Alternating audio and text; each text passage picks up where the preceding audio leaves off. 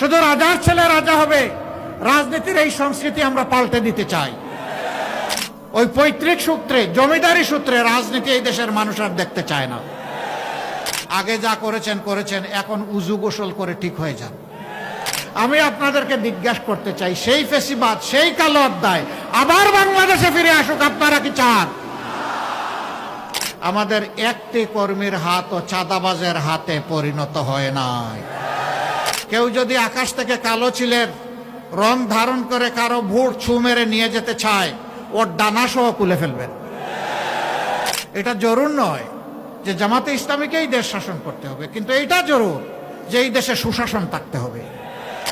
অনেকে বলে জামাতে ইসলামীর দেশ শাসনের কোনো অভিজ্ঞতা নাই, তারা কিভাবে দেশ চালাবে? আমি প্রশ্ন করি, আজকে এই প্রশ্নটি যারা করেন, তারা যখন প্রথম দেশ শাসনের দায়িত্ব পান তখন কি তাদের কোনো অভিজ্ঞতা ছিল? আজকে দেখলাম একজন উন্মাদ হয়ে গিয়ে বলতেছে জামাতে ইসলামীর নারী কর্মীরা কোনো জায়গায় আসলে ওদের পোশাক খুলে ফেলবে। আরেক জায়গায় চাপাই নবাবগঞ্জে মেয়ে হয়ে একজন কথা বলেছে যে ওদের হেজাব এবং নেকাব খুলে ফেলবেন টান দিয়ে, ওদেরকে ধরে পুলিশের হাতে দিয়ে দিবেন। এর নাম গণতন্ত্র? নির্বাচনের আগেই যদি আপনি এটা করেন, নির্বাচনের পরে কি করবেন? একদিকে আপনি মাদের হাতে দিবেন ফ্যামিলি কার্ড, আর পাশাপাশি আপনার প্রতিপক্ষ হলে তার সেই মায়ের গায়ে দিবে আপনি হাত। ওই ফ্যামিলি কার্ড আর হাত দুইটা একসাথে চলবে না। কিন্তু আপনি গায়ের জুড়ে সেই ফেসিবাদী কায়দায় আবার নির্বাচনকে চলে বলে কৌশলে নিজের ইচ্ছা মতো প্রভাবিত করবেন। এখনকার যুব সমাজ 24-এ চিৎকার দিয়ে ঘুমাইয়া পড়ে নাই। যুবকদেরকে বলছেন তাদেরকে বেকার ভাতা দিবে, কে বলছে? তারা আপনার কাছে গিয়ে মিছিল করে, আপনাদের কাছে মিছিল করে বলছে যে আমরা বেকার ভাতা দেন। আমাদের যুবকদেরকে আমরা বেকার ভাতা দিয়ে অপমানিত করতে চাই না। আমাদের যুবক যুবতীদের প্রত্যেকের দুটি হাতকে আমরা দেশ গড়ার কারিগরের হাতে পরিণত করতে চাই। আমাদের একটাই ধান্দা, কিভাবে এই জাতির কিছু ভালো করা যায়। আমরা আবারও বলছি, লেজ ধরে টান দিব না, আমরা কান ধরে টান দিব ইনশাআল্লাহ।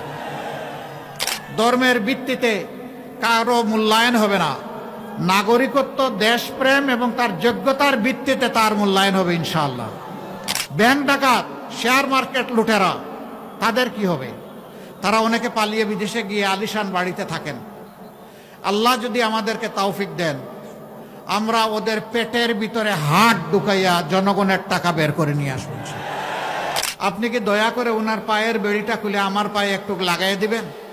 মহিলারা প্রকাশ্যে বলছে, আমরা আমাদের ইজ্জতের পাহারাদার হিসাবে জামাতে ইসলামের উপরেই আস্থা রাখতে চাই। অনেকে বলছেন ডাকসু গত 50 বছরে যা করতে পারে নাই, এরা 4 মাসে তার চেয়ে বেশি করেছে। কেন করেছে জানেন? ওরা আল্লাহকে ভয় করে। ওরা কথা দিয়েছিল তাই কথা রক্ষা করে। আসসালামু আলাইকুম ওয়া রাহমাতুল্লাহ। সম্মানিত বাগেরহাটবাসী, কেমন আছেন?